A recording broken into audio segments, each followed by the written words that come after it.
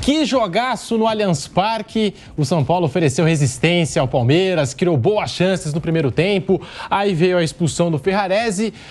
O Palmeiras desperdiça uma cobrança com o Gustavo Scarpa e o São Paulo segurou o líder Palmeiras jogando fora de casa. Antes da bola rolar, várias projeções davam vitória certa do Palmeiras contra um São Paulo que vinha com o emocional abalado depois da final da Copa Sul-Americana. Mas o São Paulo se superou no Allianz Parque, garantiu um ponto precioso na briga pela vaga na pré-Libertadores da próxima temporada. Eu já vou abrir o Canelada aqui de hoje com ele, Bruno Prado. E aí, Brunão, muito boa noite com a sua análise desse jogaço de bola no Allianz Parque. São Paulo 0, Palmeiras também 0. Bruno, boa noite. Boa noite, Pedro, Mauro, Zé Manuel, todos aqui. Um jogo em que São Paulo foi para superação, né? Desde o primeiro tempo, né? No finalzinho do primeiro tempo, a expulsão do Ferrarese, segundo tempo todo com um jogador a menos. Isso acabou desenhando o que foi o jogo, né? No começo, no 11 contra 11, São Paulo até teve algumas oportunidades de contra-ataque, melhor ali uma jogada do Igor Vinícius e a finalização do Reinaldo para fora, mas depois o Palmeiras foi tomando conta do jogo, São Paulo com dificuldade para sair até a expulsão. E a partir daí o São Paulo se colocou no seu campo de defesa e conseguiu bloquear bem as jogadas do Palmeiras. O Palmeiras teve dificuldade para criar, teve pênalti perdido, sim, teve lances, mas os lances mais perigosos do Palmeiras foram até de bola parada. Então o São Paulo conseguiu se defender bem, no finalzinho mais uma expulsão. Então foi um jogo de luta, de briga desse time do São Paulo, que eu já falei várias vezes, acho que isso não dá para reclamar. É claro que depois da final da Sul-Americana, teve muito essa coisa de que é um time que faltou raça, esse tipo de coisa. Para mim ali o São Paulo foi superado na bola pelo Del Valle. E talvez no emocional tenha pesado, né? Era um jogo de muita pressão para o São Paulo. O próprio São Paulo acabou colocando muita pressão no confronto. Isso talvez tenha pesado, mas não vejo, acho que em nenhum momento do ano, esse time do São Paulo como um time que não luta, não briga, não se entrega. E hoje teve que fazer isso e fez, e conseguiu segurar o líder do campeonato, né? Um time que vai ser campeão daqui a pouco, né? Daqui a algumas rodadas. São Paulo conseguiu segurar o 0-0. E no Palmeiras é o segundo empate seguido, não que isso vá ameaçar uma conquista do Palmeiras, né? Mas o time teve todo o segundo tempo com vantagem numérica e não conseguiu superar, né? O pênalti que o Felipe Alves pegou, claro, foi decisivo, mas o Palmeiras sofreu bastante para entrar numa defesa com um jogador a menos. Nos minutos finais, o Beraldo acabou sendo expulso, o São Paulo ficou com 2 jogadores a menos, 10 minutos de acréscimo por conta das paralisações e mesmo assim o tricolor conseguiu segurar o líder Palmeiras, que vem empalado lá no Allianz Parque, 0-0, placar final do jogo. Eu também estou aqui com o Mauro César Pereira, com o José Manuel de Barros. Nós vamos abrir o Canelada da Jovem Pan também pela televisão. Você sabe, o melhor pós-jogo esportivo no rádio, na internet e também na televisão. Para Palmeiras 0, São Paulo também 0. É o tricolor paulista que ainda sonha com essa vaga na pré-Libertadores do ano que vem, depois da derrota na final da Copa Sul-Americana. E hoje deu uma baita resposta ao seu torcedor. O São Paulo conseguiu oferecer resistência ao Palmeiras. E lembrando, antes da bola rolar, a gente comentava aqui pelo emocional abalado do São Paulo depois da decisão da Copa Sul-Americana. Todos nós imaginávamos uma vitória do Palmeiras e não foi o que aconteceu. O Palmeiras teve dificuldades e na reta final do jogo ficou nervoso, né, em alguns momentos ali da partida. Bom, agora sim, estamos no ar também pela TV Jovem Pan News para falar desse São Paulo 0, Palmeiras também 0. Mauro César Pereira, boa noite. Resultado para animar o torcedor do São Paulo. O tricolor oferece resistência ao Palmeiras no Allianz Parque e se segura jogando boa parte do jogo, pelo menos no segundo tempo, com pelo menos um atleta a menos e no final o Beraldo acabou sendo expulso também e aí o São Paulo ficou com 2 jogadores a menos. Mauro César. Pois é meio triste, né, para o torcedor do São Paulo ter que admitir isso, se ele parar para pensar um pouquinho, né, que ele precisa se contentar em oferecer resistência ao Palmeiras, né, em não ser surrado pelo Palmeiras, mas foi toda a expectativa criada antes do jogo por conta do momento muito ruim do São Paulo e da fase, né, do Palmeiras, que é o virtual campeão brasileiro. O título virá em questão de mais algumas partidas, mais algum tempo, muito pouco tempo. Mas em mais de uma ocasião já nessa temporada, o time do São Paulo já mostrou isso, que ele consegue se organizar, ele é um time de jogadores muito dedicados, eles se aplicam, e por isso mesmo o São Paulo teve alguns momentos aí que deixou a sua torcida orgulhosa. Hoje acho que foi, dentro das circunstâncias, até um caso para o torcedor ficar feliz. O time teve dignidade, superou muitas adversidades, teve pênalti que o goleiro defendeu, 2 expulsões, você termina o jogo com 2 homens a menos. A primeira expulsão ainda no primeiro tempo, ou seja, tem uma expulsão ainda antes da metade do jogo. E até conseguiu criar algumas situações de perigo quando o jogo estava com 11 contra 11.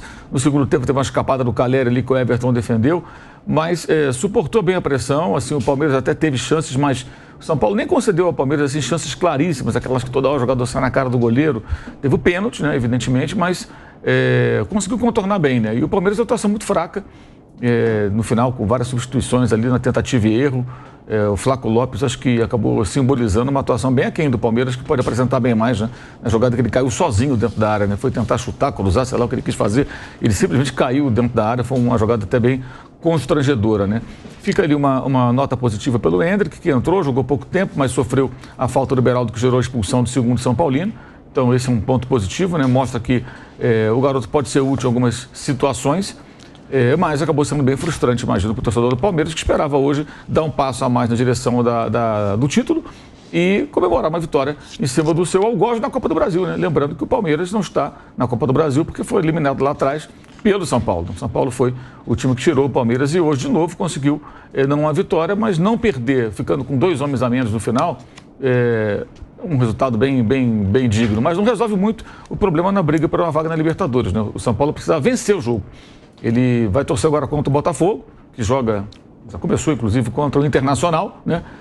Para que o Inter possa até disparar, mas que o Botafogo não escape ali, que é um dos times que disputam com o São Paulo uma das vagas na fase preliminar da Libertadores, e vai ter que vencer seus jogos, torcer contra o América Mineiro, Fortaleza, que são times que estão um pouco ali à frente, para ter a possibilidade, quem sabe, de jogar a Libertadores da América e salvar minimamente uma temporada que até aqui é até inferior à do ano passado, né? Pelo menos o São Paulo foi campeão paulista.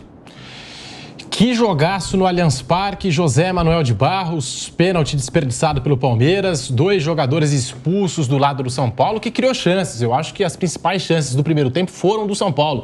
Lembro de pelo menos 3 finalizações, aquela do Luciano, da entrada da área, teve também o Reinaldo, uma jogadaça do Igor Vinícius e também uma cabeçada que agora não vou lembrar se foi do Miranda ou se foi do Miranda, perdeu. Foi do Miranda mesmo, né?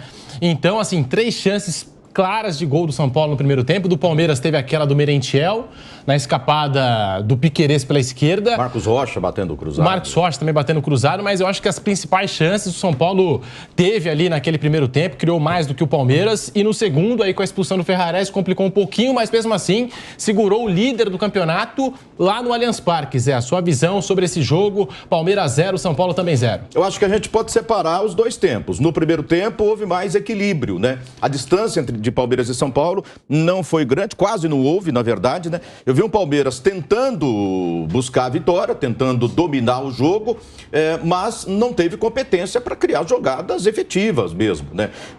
Não terminou o primeiro tempo com a gente imaginando ou dizendo, o Palmeiras perdeu, criou grandes oportunidades e as perdeu muito gol, criou muitas chances, nada disso. Ou seja, defensivamente, o São Paulo conseguiu bloquear as tentativas, Merentiel não conseguiu fazer um grande jogo ou substituir à altura o Rony, que não é fácil na fase atual do atacante do Palmeiras, e no contra-ataque, na sua proposta, o São Paulo conseguiu sim incomodar em vários momentos. Foi um 0-0 que me parece que mostrou bem o que foi o primeiro tempo, e aí teve a expulsão correta, a expulsão do Ferrarese no final da partida, aliás, no jogo de hoje, e aí vamos para o segundo tempo, que foi uma outra situação. Com 1 a menos, o São Paulo entrou para se defender e o Palmeiras tentando. O que eu acho que aconteceu no segundo tempo é que o Palmeiras não teve competência, teve a jogada do pênalti, ainda assim foi no lance de bola parada. Eu vi o Palmeiras cruzando muita bola na área, tentando jogar na área para alguém tocar de cabeça, assim, de jogada criada mesmo, assim, tabela, entrando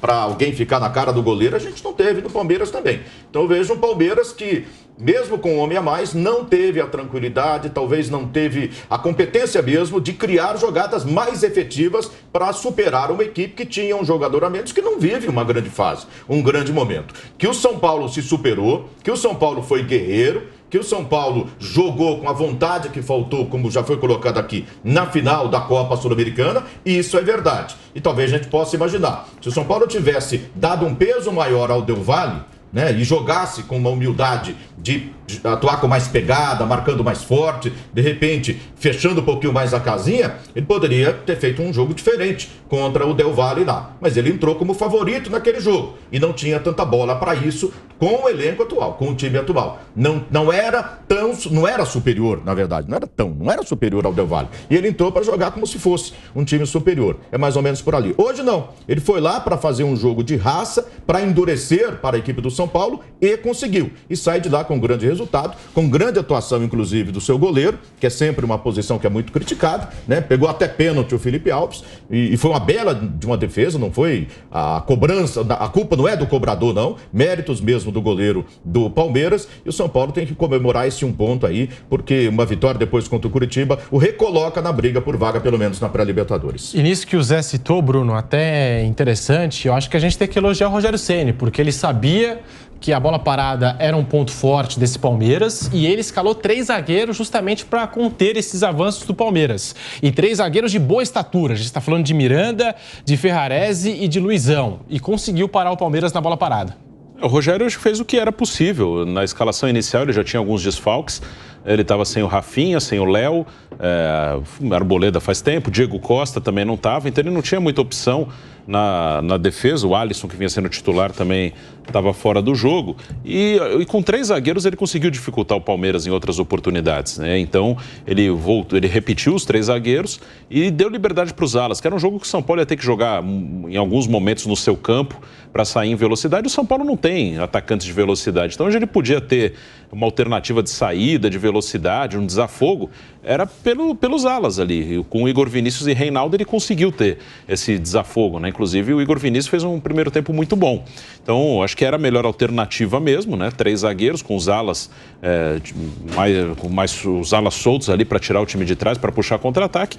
E depois da expulsão ele teve que se adaptar às circunstâncias. Ali no intervalo ele tira o Luciano, coloca o Galopo, aí 2 linhas de 4, só o Caleri na frente, não tinha muito o que fazer e foi trocando ali para renovar o gás do time ali, para o time ia se desgastando, ele trocava jogadores. Então acho que o Rogério fez o que foi possível dentro do jogo de hoje e conseguiu sair com um empate. Na tabela, a situação do São Paulo continua ainda não muito boa na briga pelo 8º lugar, apesar de que tem um jogo a menos, vai jogar quinta-feira com o Coritiba, mas dentro das circunstâncias do adversário, do jogo, da expulsão, dos desfalques, o Rogério fez o que era possível e traz um bom resultado do Allianz Parque. O São Paulo via muito bem no jogo, criando chances no primeiro tempo, oferecendo resistência ao time do Palmeiras, e aí veio a expulsão do Ferrarese. E tem muita gente que atribui essa responsabilidade do que acontece no São Paulo ao Rogério Ceni. Como é que você vê, Mauro César Pereira? Será que essa não é uma das coisas que fogem da responsabilidade do Rogério Ceni, esse temperamento do time do São Paulo? E lembrando, não só hoje, né? O São Paulo já sofreu com expulsões, com essa inconstância no decorrer das partidas. Como é que você vê tudo isso, Mauro? O Palmeiras também tem várias expulsões, né? Acho que o comportamento do jogador depende muito. No caso hoje, especificamente, eu acho que o técnico tem alguma participação, né? O cara simplesmente larga o braço na cara do adversário, sem uma disputa de bola até normal ali, uma bola parada, de repente Ferrarese larga o braço na cara do juiz, o juiz estava do lado. Quer dizer, um ato de total inconsequência, né? E hoje, mais ainda, com o VAR, com as câmeras, mesmo que o árbitro não esteja próximo, ele estava e viu e deu na hora o cartão vermelho, ele fatalmente seria alertado pelo árbitro de vídeo e tomaria o cartão. A chance de escapar ali, de tomar o cartão é mínima. É mínima, porque é um lance muito claro, né? E para que ele fez aquilo? Acho que ali não é uma questão do técnico, uma atitude impensada do jogador, né? Como foi o pênalti também depois ali do Caleri, que não dá para entender o que ele foi fazer com aquela mão levantada acima da cabeça, por que ele ergueu o braço daquela forma, difícil entender. Mas acabou sendo um ingrediente a mais, assim que dentro de um roteiro que deixa o torcedor de São Paulo acho que satisfeito com o comportamento da equipe, mas a expulsão, ela praticamente anulou as possibilidades de vitória do São Paulo, né?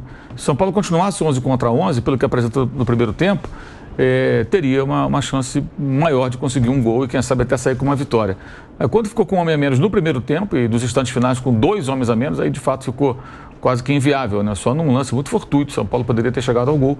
O Palmeiras passou evidentemente a ter mais volume, ficou mais tempo dentro do campo do adversário, pressionando, criando situações, mas prejudicou muito o São Paulo. Sai com um resultado que não é ruim, pelo contrário, mas poderia ser melhor se o São Paulo tivesse seguido com 11 contra 11. Mas ali eu vejo como uma atitude isolada do jogador.